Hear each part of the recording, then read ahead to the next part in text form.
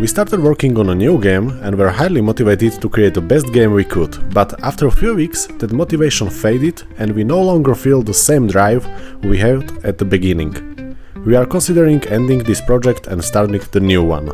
This is a common situation faced by many solo developers, and if you click on this video, it may be happening to you too. There are many reasons why we lose motivation and enthusiasm for creating our own games and why we often don't finish them.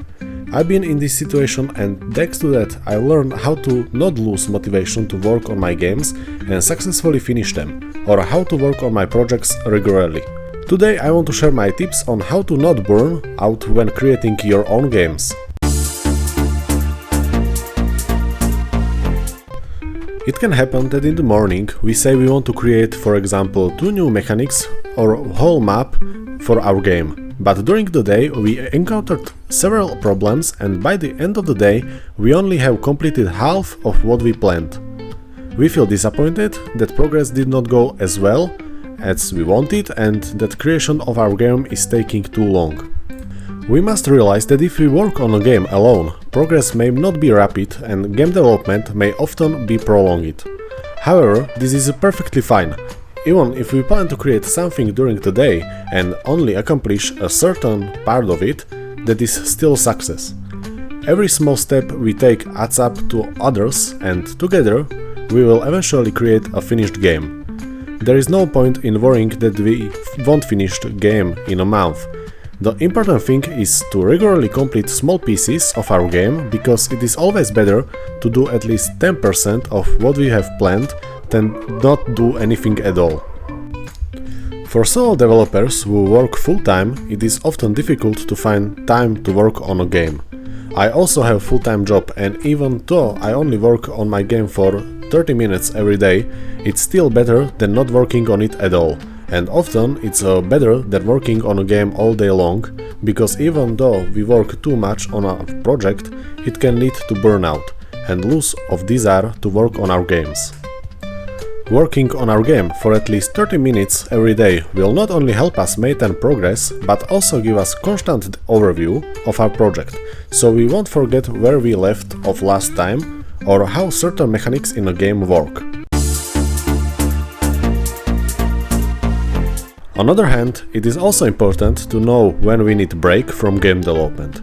If you feel tired and overwork, it is definitely not a good idea to force yourself to work more and more on our games. I definitely recommend taking at least one day off and not working on a game at all. There is no point in feeling bad about not working on our project for a few days, because a short break can bring us a new inspiration for game development and also give us renewed motivation to continue working on our project. Whether you make games for your own enjoyment or to earn money, there is no point in working non-stop and then feeling tired and depressed. Not only can it harm your mental health, but your game may end up feeling unfinished and rushed. So make sure you take a proper break every now and then, and above all, don't stress yourself out about having to work non-stop. I often say that game development is a long process. Even an experienced game developer cannot create a decent game with a decent gameplay and without a lot of bugs in 2 months. Game development consists of several parts, such as planning, prototyping, polishing, testing, bug fixing, and so on. Each of these development phases takes a lot of time, and it is always better to do them slowly than not to do them at all or too quickly, because we may overlook many bugs in our game. If you don't want to burn out from game development, learn to do things in smaller increments. Even small progress is important. For example, today you might make a player movement and nothing else. Tomorrow you might make a system so that player can pick up item and put it in the inventory, and nothing else. Then make a day off, and on the 4th day make system so that player can open doors, for example. These small steps add up, and with each approach you can make playable prototype of your game in relatively short time. Personally, I find it very motivating when I see that after a month of work my game is playable, even if only in limited mode. If you feel like you want to move forward with game development of your game, but you don't want to open game editor and actively work on it, you can watch devlogs from other creators, for example on YouTube, and get inspirations from them or watch tutorial for something that you would like to implement in your game later. This is also part of game development, and I often watch devlogs myself, because it motivates me to see how we can gradually create more and more finished game from empty project. However, it is important not to compare your progress with of other developers. Everyone has different conditions under which they can make games, and for some people it may go faster than for you, and that's totally fine. If you are a beginner, definitely don't compare yourself to a professional who may be making a living from it and has time for it every day, all day long. Instead, take inspiration from them, so that you don't lose motivation to work on your games.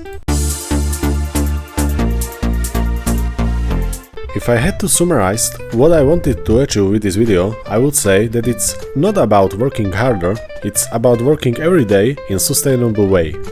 Every little bit of progress will help you stay motivated to finish your game, and believe me, it's a great feeling to finish a game and know that you put everything into it, regardless of whether you made it just for fun or to earn some money.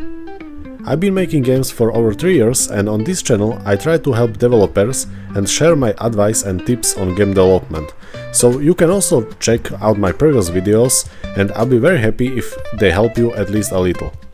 If you like my videos, I appreciate if you subscribe for more videos, and if you have any other tips on how to avoid burnout when making games, don't forget to write them in the comments. Thank you for watching this video, and see you next time!